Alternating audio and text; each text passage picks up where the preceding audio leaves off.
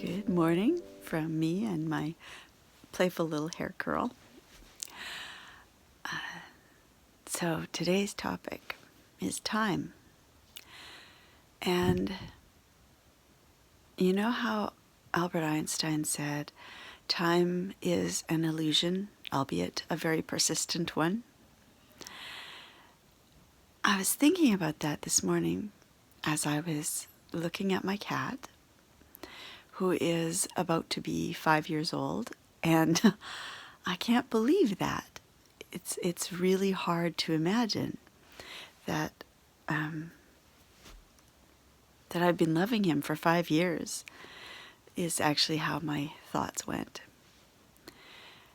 And that made me think of this whole illusion of time and how we consistently try to fit everything into a regimented progression of time.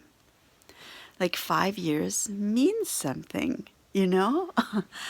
When in fact, my love for him has been timeless. It has always been, and it will always be. And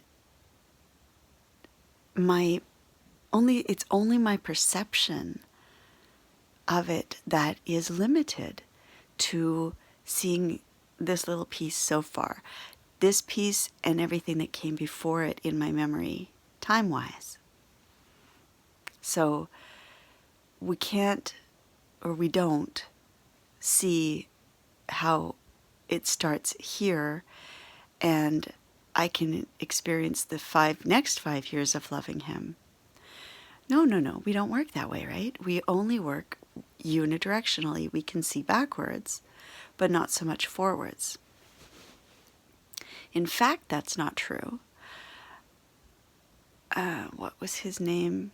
He wrote An Experiment in Time. I think it's John Dunne, Dunne. Another fantastic book. And he talks about experiments with sleep, a lot of experiments with sleep. And one of the things they found is that when we sleep, we dream forward in time as often as we do backwards in time. So, for instance, he tells of this one example where a fellow dreamt of reading the newspaper, and it said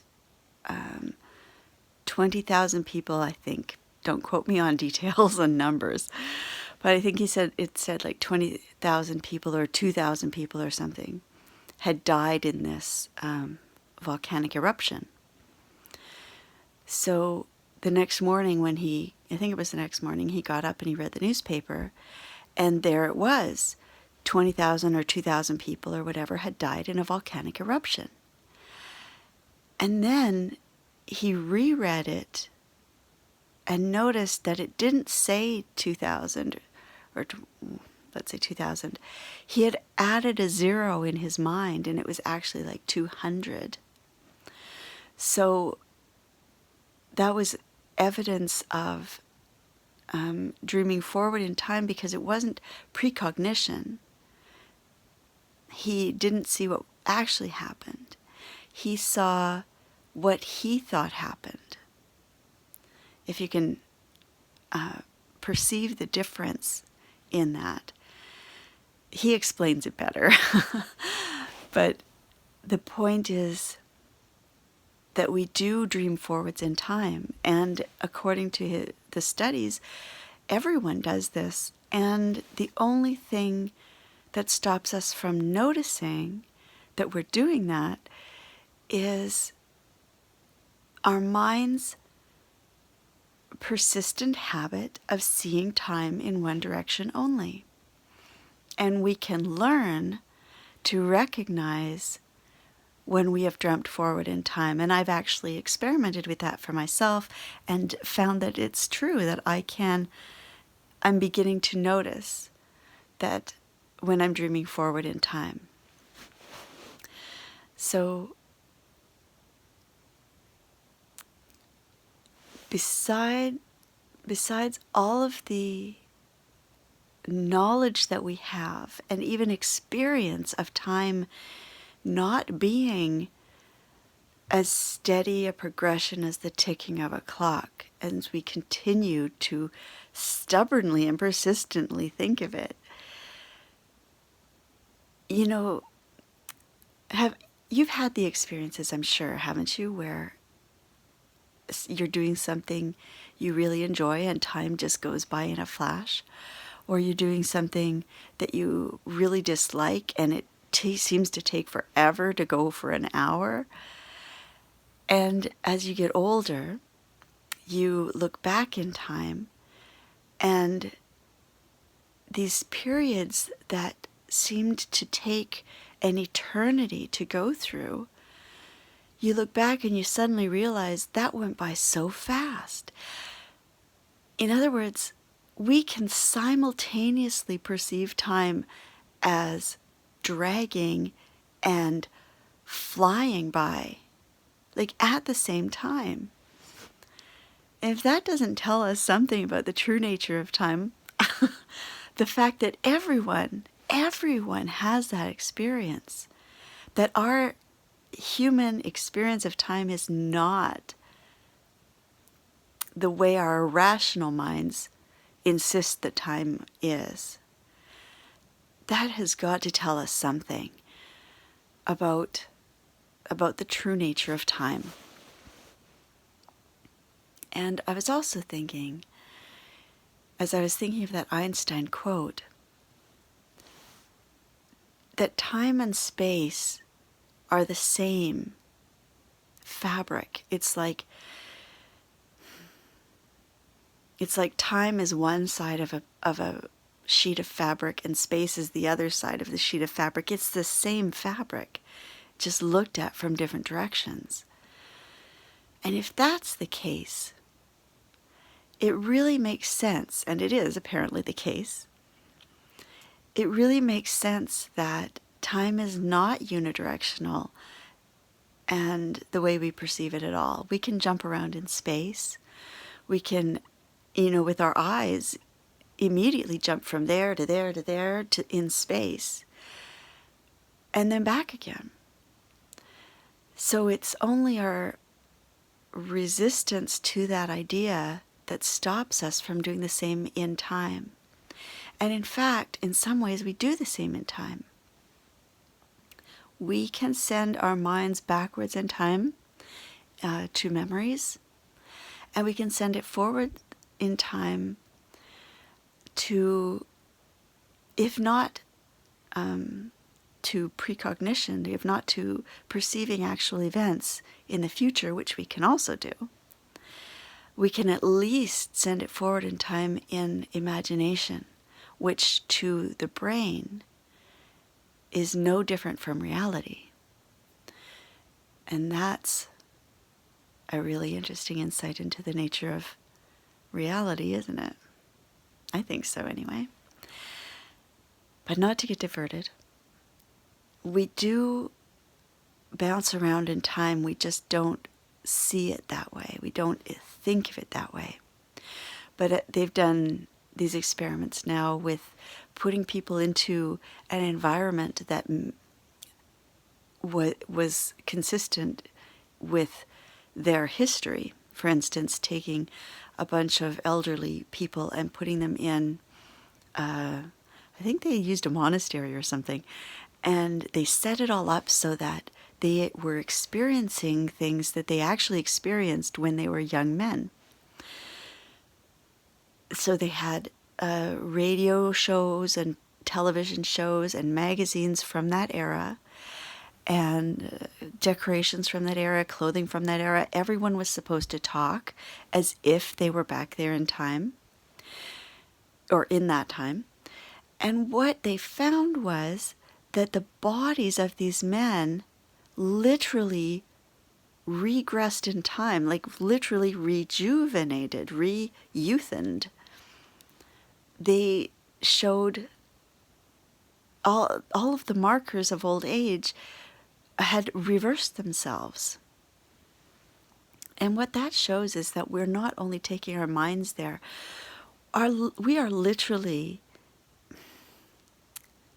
and figuratively, literally in a way, taking our bodies with us. So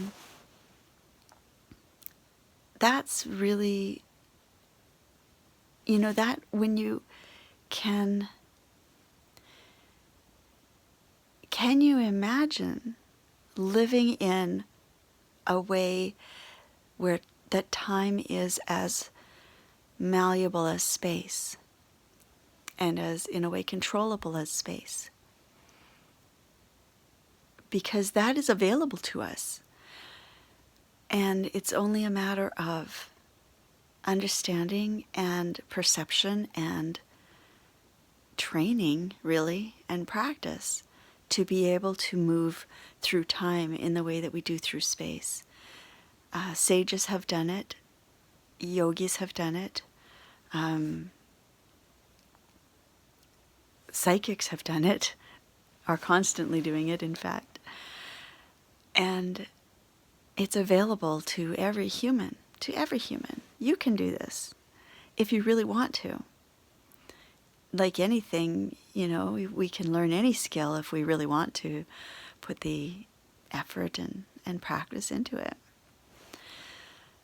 But even if you don't do that, see if you can't look at your perceptions of time today with this greater awareness of it. How does time feel right now? Is it fast? Is it slow? Notice how it seems to compress or expand in memory or in imagination. That it can be, something can seem to have gone by in the blink of an eye after the fact, or just all the different ways that we perceive time as not stable and solid and paced, but fluid and mobile and alive. Because as we shift our perception of that, we come into more accurate or deeper perception of reality. We step out a little bit of the mortal perceptions, the mortal level, daily egoic level of awareness. And we begin to shift into more expanded awareness. And this is one of the things I love about science. This is why I'm a science nerd, an amateur scientist, because the expanded consciousness, if we allow it, if we don't use science to support our prejudices and ingrained beliefs, it can really help us step outside of our perceptions and understandings that are based in the ego and free us to greater levels of awareness. That's what it's all about, right? It's what we're doing on a spiritual path in the first place. So let's use all of it, all of life, to further that process for ourselves and, oh my gosh, like for the world, right? Okay, that's our goal for today. That's our project. See if you can't experiment with that. And make some notes, because these things, especially with time, especially something so outside of the mortal level of consciousness, they're very slippery. They're hard to hold on to and remember. So make some notes somewhere about your experiences, and that will help solidify them and make them easier to access in the future, as well as just reminding you in the future of what you actually have experienced. So have fun with that in a lovely day, moving freely through time and space, and I will chat with you again tomorrow. Blessed be.